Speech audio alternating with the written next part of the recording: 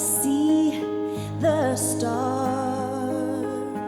I hear the rolling thunder, thy power throughout the universe displayed.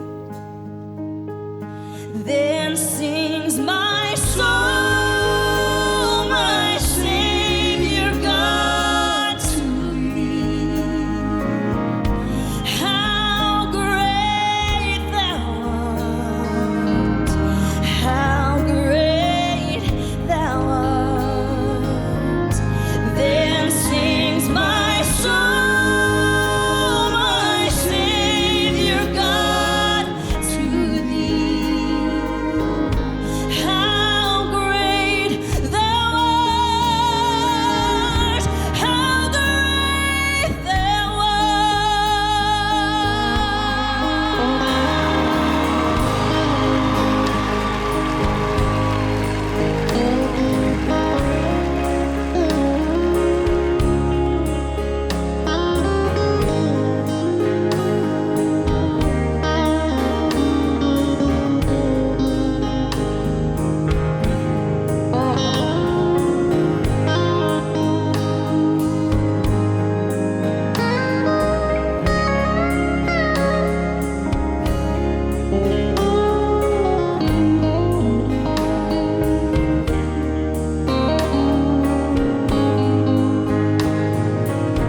When Christ shall come with shout of acclamation and take me home, what joy shall fill my heart?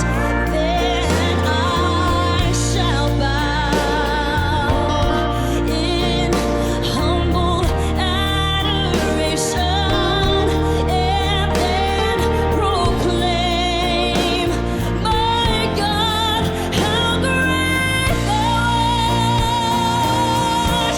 Then sings my soul, my Savior God, to thee. How great thou art, how great thou art. Then sings my soul, my Savior God, to thee.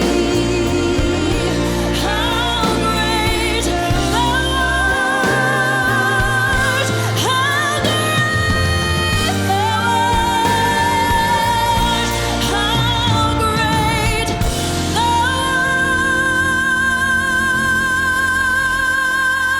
art, how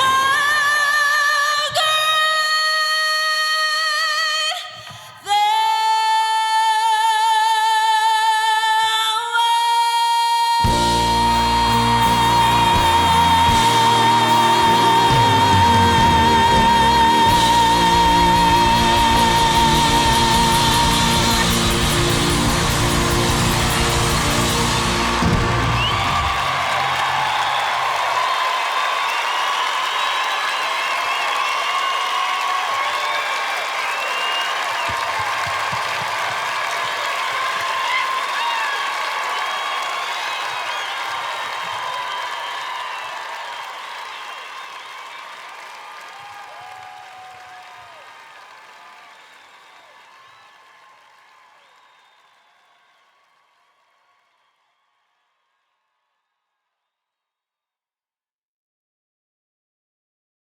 For all those times you stood by me, for all the truth that you made me see, for all the joy you brought to my life, for all the wrong that you made right, for every dream you made come true, for all the love I found in you, I'll be forever thankful, baby.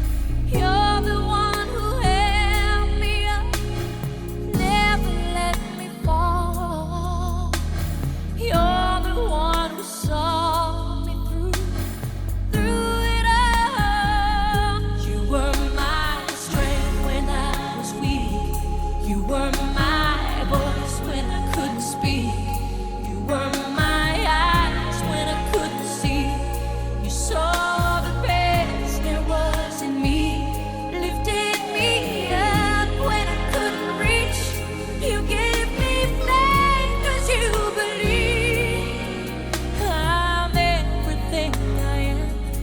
because you loved me. Ooh, you gave me wings and made me fly. You touched my hand, I could touch the sky.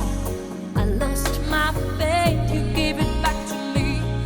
You said no star was out of reach. You stood by me and I stood tall. I had your love, I had it all. I'm grateful for each day you gave me. Maybe I don't know that much, but I know this much is true. I was blessed because I was loved by you. You were my strength when I was weak. You were my voice when I couldn't speak. You were my eyes when I couldn't see. You saw the best there was in me. Lifted me up when I couldn't reach. You gave me faith 'cause you believed. I'm everything I am because you loved me. You were always there for me, the tender wind that carried me, light in the dark, shining your love into my life. You've been my inspiration through the lies you weren't true. My world is a better place because of you. You were my strength when I was weak. You were my strength. Voice when I couldn't speak. When I couldn't speak. When I couldn't see. You saw the best there was in me. Lifted me up. You gave me faith 'cause you believed. I'm everything I am because you loved me.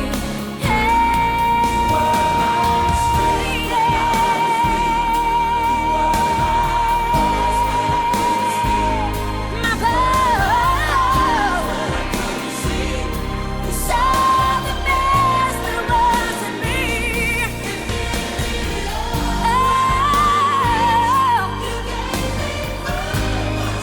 Believed.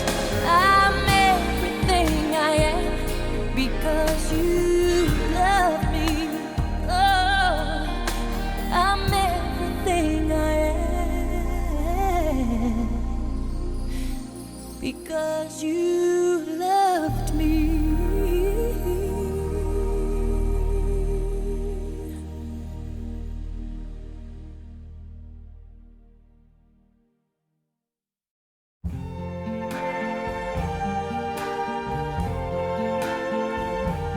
I see trees of green, red roses too. I see them bloom for me and you. And I think to myself, what a wonderful world.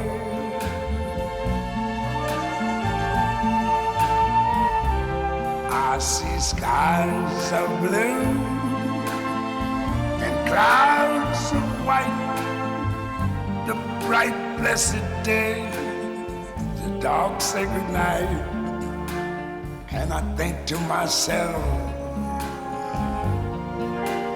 what a wonderful world.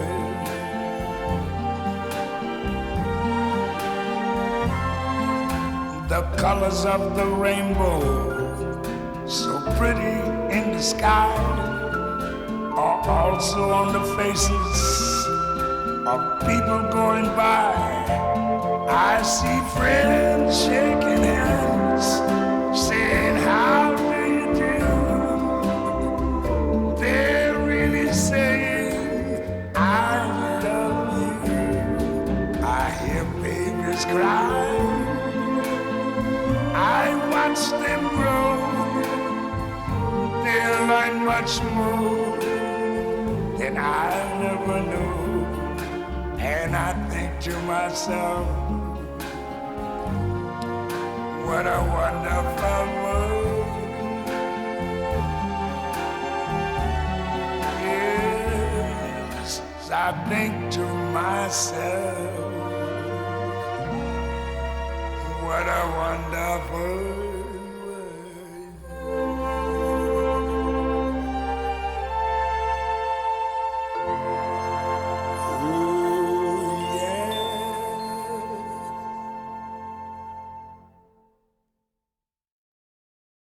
All right, everybody.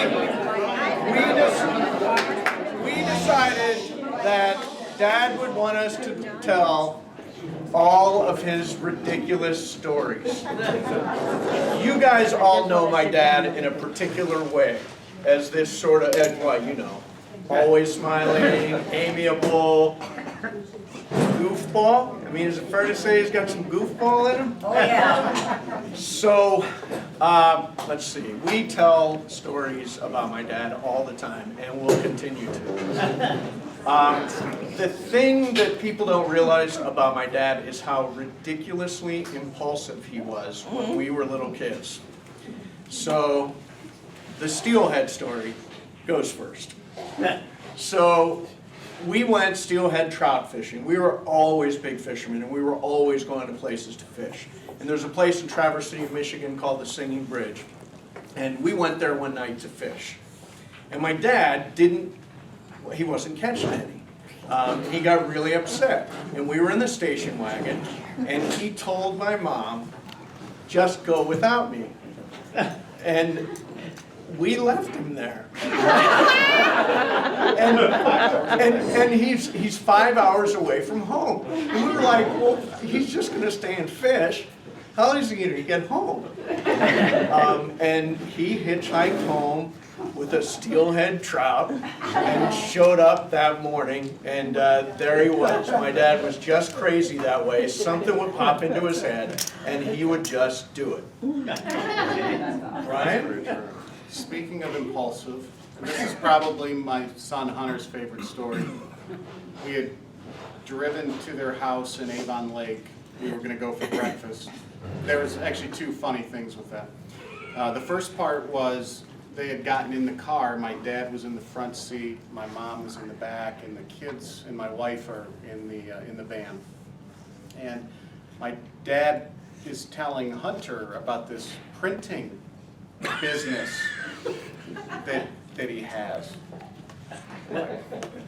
What printing business? And he goes, oh, well, you know, I'm going to print stuff and put it on cups and shirts and frisbees and bags. And I'm like, oh, great. And he says, oh, look, I've got these really great business cards.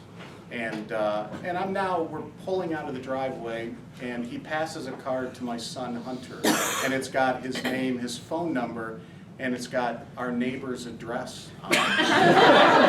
So he had these fancy cards with the wrong address on it. So we drive to an IHOP for breakfast, and we sit down, and my dad loved pancakes. I'm not sure why, but he loved pancakes. And so the woman comes to take our order, and he says, I'll have, and I swear to God, this is not a made-up story, he says, I'll have 4 orders of pancakes. And the woman said, well, you know, in each order comes 4 pancakes. And he said, okay, well then make it 5. And she said, so you want 5 orders? And he says, well, what's the record? Like he wanted for the restaurant record. And he got his food, and I think he ate 2 orders. That was it. But he was happy trying to set a record.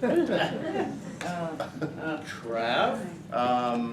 Trying to think of some of the funnier dad stories. There are quite a few. Not one of my finer moments, but when I was 14 years old, I was hanging out with some friends who doing something that we shouldn't have been doing, which was drinking beer and kind of walking around the city. And we were behind a bowling alley and I had a bag of beer in my hand, essentially.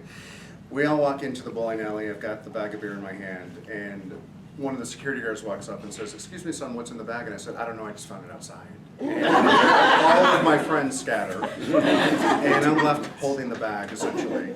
And they called my father. My dad comes down, and my dad, one thing that he could do is he played a big shot really well. He was able to play that big shot, and my dad said to the security guard, and the police came down, and my dad said to the officer, well, the officer said, your son's going to have to go to court, and he's going to have to attend some classes, and my dad said, well, who's the judge on duty? And they gave him a name, and my dad goes, oh yeah, he's a friend of mine, I know him really well, I can take care of this. So the officer literally just gave my dad the phone number of the judge. He said, you can send your son home, you guys are good to go. And we all it was all better. And that encapsulates who my father was, it really does. Oh my God. So there's the Ben story. And we were probably 13, 14. And we get up one morning, and there is a man in the kitchen wearing a robe who we've never seen before. And he is making French toast. And we had no idea who he was. So we come to find that his name is Ben. And my dad says, he's in the CIA. There's a guy in our kitchen who's making French toast who's supposed to be in the CIA. And my dad just bought this thing, hook, line, and sinker. He really did believe this guy, Ben. And in the end, Ben stole his... He stole his ring. Well, his ring, his Dad was jacket. remember, Dad was in Pittsburgh at the time. Right. Living in Pittsburgh. Right. And we were getting ready to move to Pittsburgh. And Ben came back with Dad and just shows up making French toast the following morning. And we're all like, who is the stranger that's making French toast in our house? This doesn't make any sense. And I'm saying to Mom, I think he's a thief. There's something not right about him. Sure enough, they go back to Pittsburgh together, and they're like have adjoining rooms or sharing a room. Yeah. And essentially, my dad left one day, and Ben like robbed him and took everything that he had, and never to be found again. So when we say Very much my Dad never father. met a stranger, kind of true. Never really did. Yeah. I just had one. We had met my parents in Vegas. My first grandson was born. He was about 3 months old. We all fly to Vegas, and there my parents are staying at the Wynn. We have a timeshare. We're staying at our timeshare, and we go to the Wynn, and we're getting situated at the pool, and my dad, pulls me aside. And he goes, you're going to want to check this out. Okay. He walks me over around the pool, out the gate, and there's a different pool. It was a European pool. It had the high fence, and it had the bushes growing up. And I said, well, how'd you find this place? He goes, I've already been over here like 10 times. Oh, so he was the creepy old dude at the Wynn. So my dad loved famous people. John Ireland, you will appreciate this. My dad loved famous people more than anything. So when he used to get autographs at games. He would go to games and he would get autographs. And you'd look at the game, and you know the story, right? Straw. Yeah. So you'd look at the game, and there would be like all these little kids leaning over the railing trying to get autographs. And my dad would be there right with them trying to get autographs. And he loved the Mets. This is like 1985. He loved the Mets. And so my dad is right at the railing yelling, "Straw! Straw!" And he's trying to get Darryl Strawberry to come over. "Straw!" And Darryl Strawberry is so annoyed by this, and he finally walks over to my dad. And when he gets there, my dad says, "Send Gooden over here, I don't have his autograph."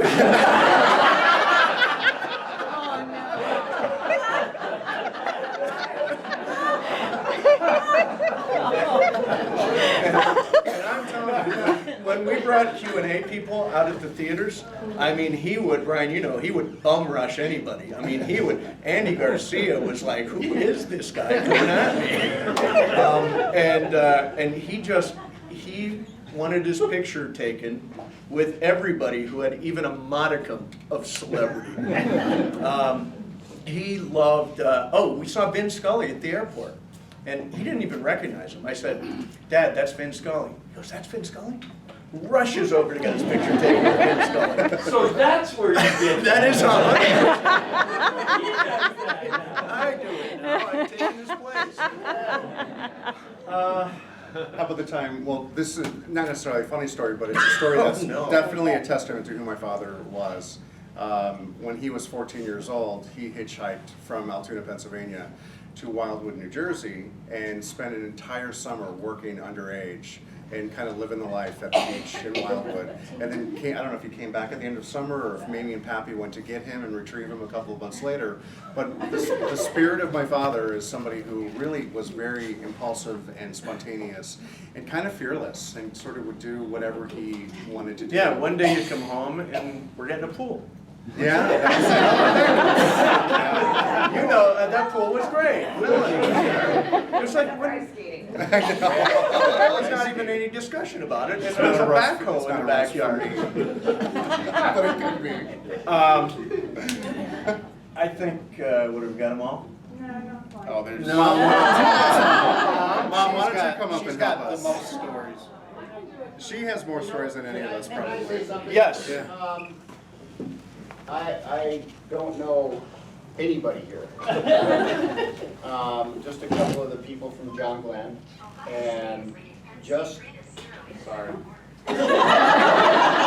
Ohio State's leading Penn State 3-0 in the second quarter. And just looking at the 3 placards and some of the pictures on the table, I felt like I have known your dad for 50 years. He looks like a wonderful man. He looks like someone I would have a blast with. So, great job. You would have, Great for job. sure. Yeah. Condolences. Thank you so much. Thanks. My- Okay, my Mom. big- My big story about, I mean, I can write a High five. book. No one ever made me madder, and no one ever made me happier than my husband. But he loved to shave his electric shavers. And he would sit in his recliner and he would just shave and shave. I'm like, what are you doing? I said, aren't you done? Oh no, I gotta charge the battery now, well, no wonder. One day I left the house and I came home and I walked in and I hear this motor running. I'm like, it's running in here and I'm walking around and looking. While he had been shaving, he fell asleep and the razor fell in the and it's just buzzing away. So, I mean, there was just so many things. We lived here probably a year, and within a year, what are the odds to have 2 cars sold? One day, we went to Fantasy, and he came out, and Caroline can attest to this. And he called me and he said, hey, hon, I'm at work. He said, hon, I think our car got stolen. And I said, really? Yeah, I have the cops on it and security's on it. And I said, well, I need to ride home from work. So Caroline takes me to Fantasy. We go home, and next thing you know, we get a call from, we were ready to go to the police, and they called and said, oh, Mr. Macionsky, we found your car. He had parked it somewhere where he So not too long after that, I was working at a school, and I said, he took me in the morning, and then he picked me up, and I said, I'm gonna drive this afternoon. So he said, oh, okay. Well, he must have fallen asleep and he was in this really dead sleep. And he woke up and he went in the garage and he said, oh my God, my car's gone. All security, all the security went to the house and they're saying, we'll look at our cameras and see. And then he calls my friend Barbara and says, you need to go get Donna. She's going to be so pissed because I'm late picking her up. Well, I have the car and I pull in and I forgot. We could go on a very long time. Yeah. Yeah. Remember when he drilled the cleaning lady's car. Oh. The cleaning lady was at the house, and she was parked in the driveway, and he left, and next thing you know, he comes back in and he said, I didn't know the cleaning lady was here. And I said, oh, yeah, she came. Well, he said, I backed into her. Right into her car. There was never a dog. I'm done.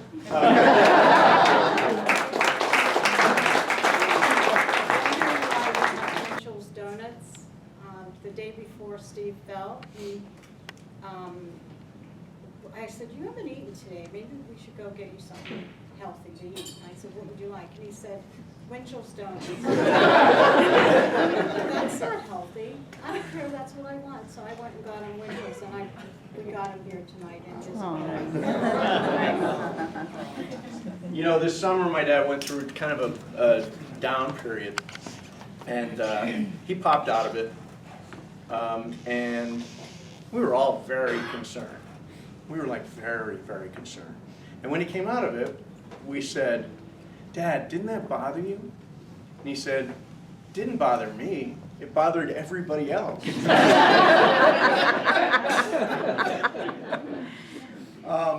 I wanted, Dad would appreciate these stories. We told them all the time. He loved them. He loved every one of them. And I think that all three of us, we're all unique because of him.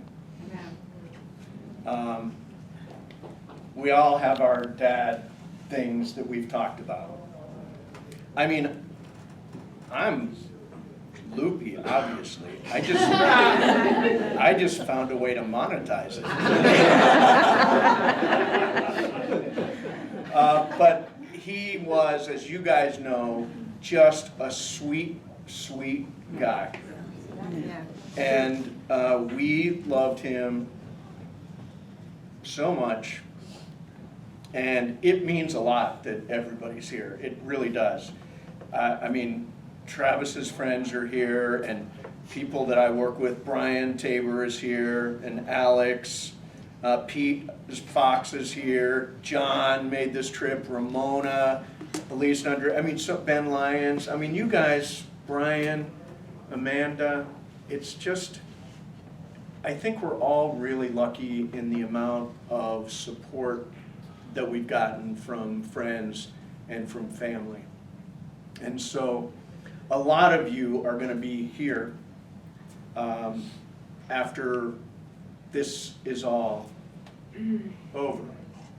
And my dad would want everybody to look out for my mom. Yeah. You don't even have to ask. You don't have to ask.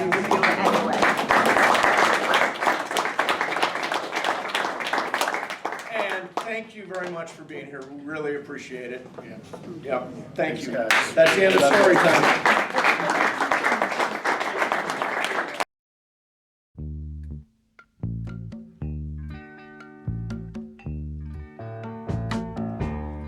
I can see clearly now, the rain is gone. I can see all obstacles in my way. Gone are the dark clouds that had me blind. It's gonna be a bright, bright, bright, sunshiny day. It's gonna be a bright, bright, sunshiny day. I think I can make it now. The pain is gone. All of the bad feelings have disappeared. Here is that rainbow I've been praying for. It's gonna be a bright, bright, bright, sunshiny day.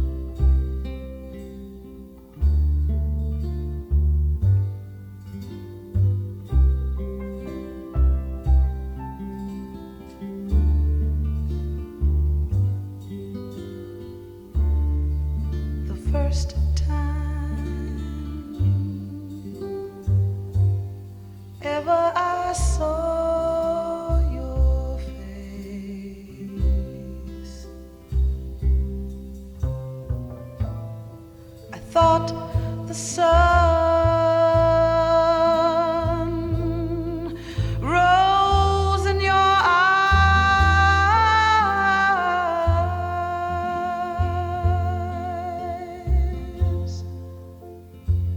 and the moon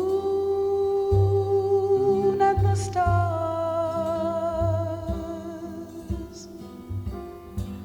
were the gifts you gave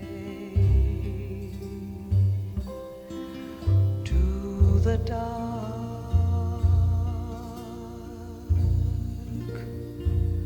and the endless skies, my love, to the dark and the endless skies.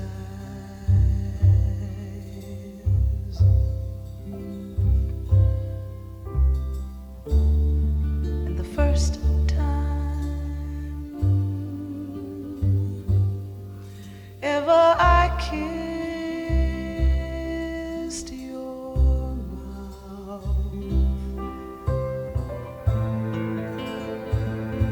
I felt the earth move in my hand,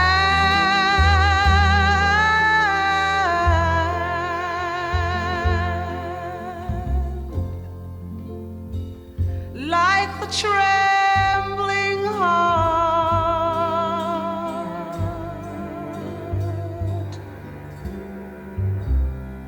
of a captive bird that was there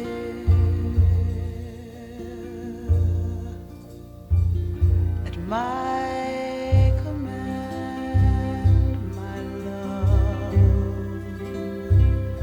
that was there at my command, my love. And the first time ever I lay with you, I felt your heart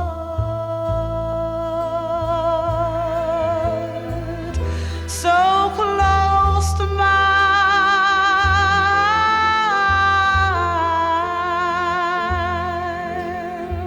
and I knew our joy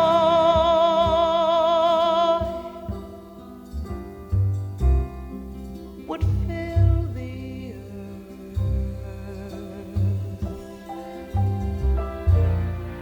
and last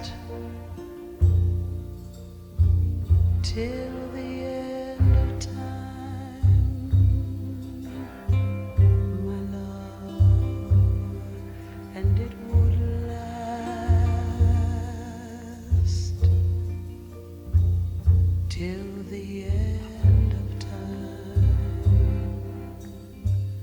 my love. The first time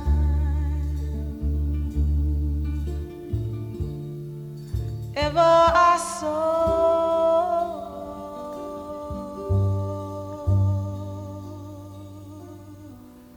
your face, your face, your face.